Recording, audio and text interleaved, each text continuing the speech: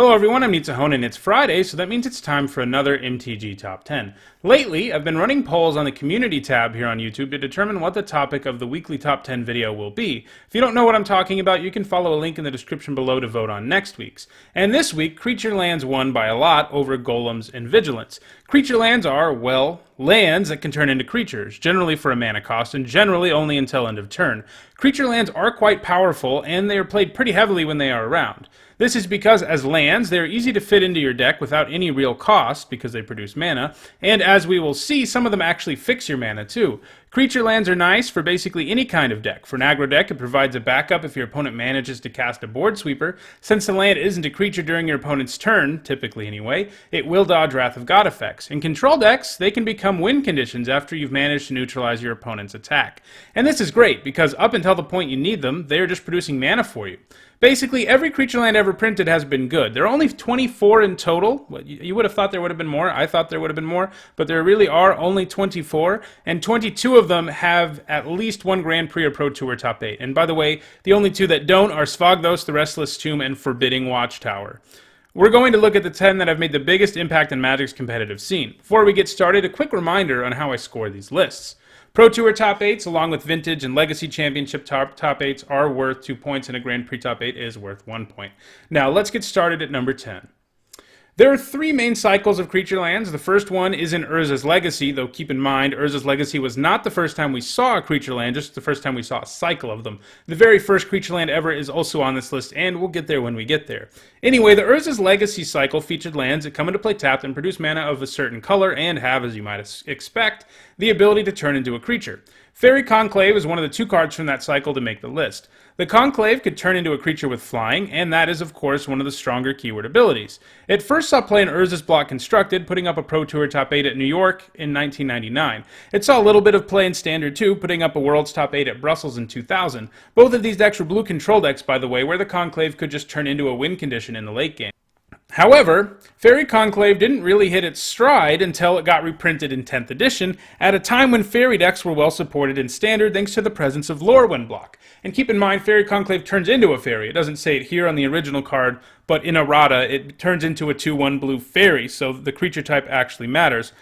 The Conclave gained some extra synergy in Fairy decks, not just being a land that could get in for some damage, but also being a relevant creature type for a tribal deck. In addition to showing up in Fairy decks, it was also a presence in Reanimation decks, built around Makeshift Mannequin its second time through Standard, and saw some play in Revelark too, but Fairies were really where it did the most damage. It saw a little bit of play in Extended too, showing up in Oath of Druids decks.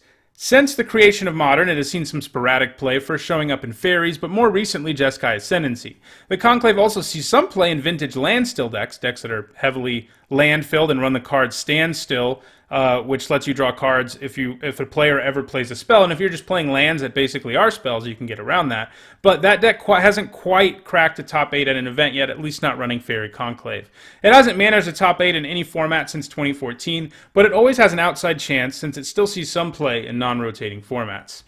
At number 9, we have Lumbering Falls, from the Creature Land cycle in Battle for Zendikar block. The third cycle of Creature Lands, though one could argue it is actually a completion of the Creature Land cycle that was started in original Zendikar, we'll get there in a second. All of these lands are amazing because they're not only Creature Lands and carry all of the strengths that Creature Lands carry, they also fix your mana, producing 2 different colors. Lumbering Falls has hexproof when it becomes a creature, and that's pretty nice. Most Creature Lands die to instant speed removal, but not Lumbering Falls. So far, all of its play has been in Standard, but I think we could see this land making it in Modern at some point too. In Standard, it has seen play in the majority of decks that have both blue and green in them, as you might expect. In its early time in Standard, this was in decks like Bant Company, Bant Aggro, Sultai Emerge, and in Aetherworks Marvel and Temur Energy decks just before it rotated out of Standard. Unlike most of the cards on this list, Lumbering Falls hasn't found success outside of Standard. While hexproof is nice, the lack of an evasive ability make it a little bit less reliable of a win condition than some of the other creature lands on this list, especially with an activated ability that costs 4 mana. At number 8, we have one of the creature lands from the original Zendikar block, Raging Ravine. Like Lumbering Falls, it produces 2 colors and comes into play tapped. It also turns into a 3/3 elemental when you turn it into a creature, but it gets bigger every time it attacks, essentially making it a 4/4 for its first swing. Raging Ravine saw a ton of play in Standard because it was one of the lands that made up the mana base of Jund decks, which were just one of the most dominant decks of the time. It also saw play in Valakut ramp decks, Splinter Twin, and Rug Control while it was in Standard. It also found its way into the extended versions of Jund and Scapeshift, as well as the modern Jund deck, where it still sees play today. At number 7, we have another card from the Battle for Zendikar block cycle, Hissing Quagmire. This creature land is the smallest in the cycle, or mega cycle if you want to include original Zendikar creature lands, but it comes with the Death Touch keyword ability, which means it can trade with anything, at least if it attacks on the ground, and that's a pretty nice thing for your land to be able to do in the late game. The Quagmire really benefited from the fact that there was basically always a strong and viable black-green deck while it was in Standard. When it first came into the format, this primarily meant Golgari Delirium decks, and before it rotated, this extended to include black-green Constrictor decks. It has mostly been limited to showing up in Standard, though it does have a single modern Grand Prix Top 8 that came at Grand Prix Birmingham in 2017, and it doesn't seem like a complete stretch to continue to put up numbers there, though Jund decks in Modern don't currently seem interested in running it. At number 6, we have another card that's in the cycle of creature lands from the Return to Zendikar, and this one is Shambling Vent, the black-white creature land. Some have argued it is the best of the cycle of the enemy-colored creature lands, and I'm not really here to argue with them. A 2/3 with lifelink is a pretty nice thing to have your land become. It blocks well, races well, and dodges board sweepers. It had many a home in Standard during its time there, at first appearing alongside Siege Rhino and Abzan decks, but later also in various incarnations of Dragon control decks, Esper control, Dark Jeskai, and most recently, before it rotated, Mardu vehicles. Basically, if you were playing a deck with black and white in it in Standard, when it was in Standard, it was in it. It hasn't only made appearances in Standard, though, as the upside it offers is attractive in Modern too, where it has been featured in Abzan and Jund decks, in fact, just putting up a top 8 in Reed Duke's Abzan deck just last weekend at Pro Tour Rivals of Ixalan, and it seems likely that it continues to see play. At number 5, we have the last creature land from the plane of Zendikar, from either cycle, and thus the most successful in the entire group, and that is Celestial Colonnade. It comes with a larger body than most of its friends, and it happens to have flying. It is basically a really scary fairy conclave that also fixes your mana. This has led to Colonnade being a win condition in many blue-white control decks across multiple formats, since once the control player gets to the right number of lands to continue to leave up counter magic and other interaction, while still being able to turn the Colonnade into an attacker, they just start bashing away for 4 every turn, and there isn't a lot you can do about it. Aren't a lot of lands out there that can claim to be able to win the game on their own, but Celestial Colonnade is one of them. It even has Vigilance, so you can actually still tap the thing for mana during your opponent's turn, making it a little bit easier for you to leave mana up and attack. It was heavily played in standard blue-white control decks and showed up in the various versions of Caw-Blade, both before and after the banning of some of the key cards from the deck. In Extended, it saw play in blue-white control and Fairies. It continues to see play in Modern, the format that replaced Extended, showing up first in Control and Caw-Blade decks. And it is a key card in the blue-white control decks that have been putting up pretty good numbers in Modern here lately, including a Grand Prix Top 8 already this year. Several players were playing the deck at the most recent Modern Pro Tour as well, Pro Tour Rivals of Ixalan, but it didn't quite make it to the top 8 there.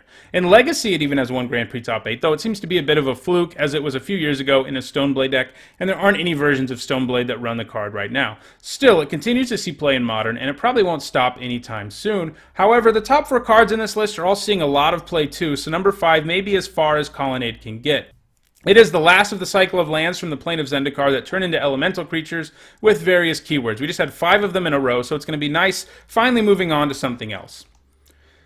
Earlier, I promised we'd talk about the first creature land ever in this video, and that time has finally come. At number 4, we have Mishra's Factory. All the way back from Antiquities, which was released in 1994, the Factory marked the first time a land could turn into a creature. In this case, the land produces colorless mana, and it has the ability to turn into a 2/2 artifact creature for only a single mana. In multiples, you could use other Mishra's Factories to pump it up once it became a creature.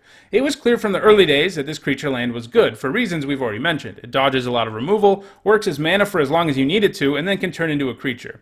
It was a staple in Magic's early competitive scene, being one of the most played cards between 1994 and 1998. It managed to show up in 2 of the top 8 decks at the first Worlds ever in 1994, in 1 deck at Worlds in 1995, and then 6 of the top 8 decks at the very first Pro Tour New York in 1996, and then 7 of the top 8 decks at Pro Tour Chicago in 1997. It showed up in all manner of decks too, essentially becoming a staple. It was good in aggro decks as an additional body to throw at your opponent when you needed it, and it was good in control decks because it let you effectively play a creature without tapping any mana the turn you play it. It has gone on to see play in virtually every format it has been legal in, especially in Vintage and Legacy, where it still sees play today. In Legacy, it has seen play in Merfolk, Stoneblade, Eldrazi Aggro, and Death and Taxes. In Vintage, it has seen play primarily in artifact-heavy decks, like Mud, so-called because the old border for artifacts was brown and the deck plays a ton of them, and most recently it's shown up in Ravager Shops, an artifact deck running both Arcbound Ravager and Mishra's Workshop, along with Mishra's Factory, a deck which managed to put up 5 top 8s at 2017's North American Vintage Championships. Mishra's Factory is just going to keep putting up points thanks to seeing play in Magic's 2 most powerful formats. At number 3, I've included 2 cards. This is because they are quite similar, and because they would be back-to-back on the list anyway, with Inkmoth Nexus at number 3 and Blinkmoth Nexus at number 4. Blinkmoth Nexus is the older card. From Darksteel, it is definitely a callback to Mishra's Workshop, and that it was a land that could turn into an artifact creature for 1 mana, and if you had multiples in play, you could pump them with the others. The Nexus was only a 1/1 when it became a creature, but it could fly. In a world where there were lots of powerful artifact decks and ways to pump artifacts, modular counters from Arcbound Ravager and Cranial Plating being the most popular, Blinkmoth Nexus could quickly be swinging for massive amounts of damage. Blinkmoth Nexus was played in Mirrodin Block Constructed, showing up primarily in Affinity decks. It saw some play in Standard, though it was somewhat limited because some of the strongest cards for the Affinity deck were banned to weaken it, but it still managed top 8s at Worlds in 2004 in both Affinity decks and Goblin decks. It turns out any aggressive deck is happy to have a land that can get in for the last few damage. Affinity did go on to be quite the powerful deck in Extended and then in Modern, where Affinity is still a Tier 1 deck and has been since the format began. Inkmoth Nexus is the newer card, printed when we returned to Mirrodin several years later, and flavor-wise, I think it actually represents the actual same place Blinkmoth Nexus does. However, it has been corrupted by the Phyrexians, and it now has Infect. It's still a land that turns into a 1/1 artifact creature with flying, but adding Infect has made it arguably more powerful. This means one swing from a Nexus can kill you if you're not careful, if your opponent has Cranial Plating or Arcbound Ravager in play, for example. It also means that in addition to being played in Affinity decks, Infect decks are also playing the Nexus, leading to it having a much higher score than the original. It also briefly had a home in Legacy decks that use Berserk and Infect creatures to win in a single turn. This led to Berserk getting banned there, though, and Inkmoth Nexus didn't have a lot of time to put up points there. Both of these cards continue to see play, though Inkmoth Nexus at a slightly higher rate, so it seems unlikely that any cards behind them ever manage to catch up. At number 2, we go back to the Urza's Legacy cycle of creature lands. We saw Fairy Conclave at number 10, and now we're looking at Treetop Village. Obviously, since it comes in at number 2, the Village saw way more play than Fairy Conclave ever did. The Village can turn into a 3/3 Trampler for only 2 mana, and it's an ape, according to the current errata, making it a pretty effective beater in the early game, even if you can't manage to draw a creature you want to play. Unlike Conclave and a lot of other lands on this list, the Village really only saw play in one kind of deck: aggro. Like the Conclave, it had 2 shots at Standard, one from being printed in Urza's Legacy and another 8 years later after being reprinted in 10th edition.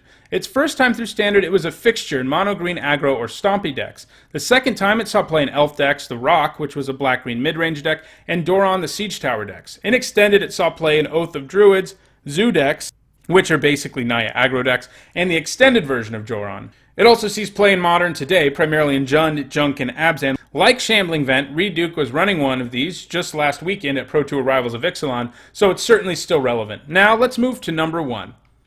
The number 1 in this top 10 is probably one of the most predictable ones ever. It is, of course, Muta Vault. Muta Vault is a lot like the original creature land, Mishra's Factory, in that it turns into a 2/2 creature for a single mana and produces colorless mana. We already know that was good based on how much the Factory saw play, even in decks that didn't care about artifacts or anything like that. Well, Muta Vault is even better because it comes with every single creature type. This means that in addition to just being good in most decks, because a creature land that turns into a 2/2 so easily is just good, it gets the extra bonuses in tribal decks that make it a lot larger than a 2/2 or more difficult to block. It was printed in a block that was very focused on tribal themes, so it was right at home in the block and Standard of its time, Lorwyn. In block, it showed up in decks built around the three of the major tribes of Lorwyn: Kithkin, Fairy, and Merfolk. Those decks also managed to make the transition to Standard, though Fairies was undoubtedly the most successful of the 3.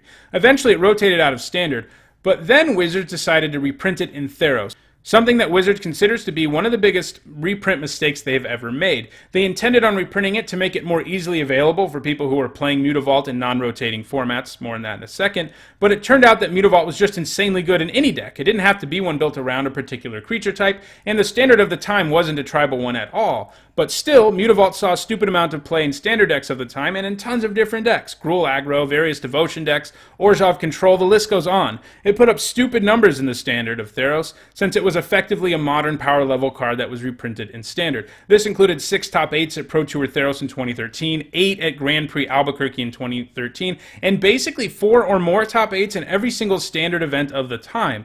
After its original printing, Modern wasn't a format yet, but Extended was, and it saw play there primarily in fairy decks. It transitioned to Modern 2, where it once again saw play in primarily tribal decks like fairies, but also in Merfolk, and most recently in Eldrazi aggro, where it still sees play today. Legacy is also a home for Muta Vault, where it shows up almost exclusively in Merfolk decks. I find it hard to imagine that Muta Vault ever relinquishes its spot at number 1 on this list, as it has an amazing 242 points, and I can't imagine any other card ever really getting close. That does it for this week's MTG Top 10. If you enjoyed this video, don't forget to click the like button and share it so others can enjoy it too. Don't forget to vote for next week's MTG Top 10 on the Community tab on my YouTube page, and don't forget to subscribe so you can catch future Top 10s. Thanks for watching.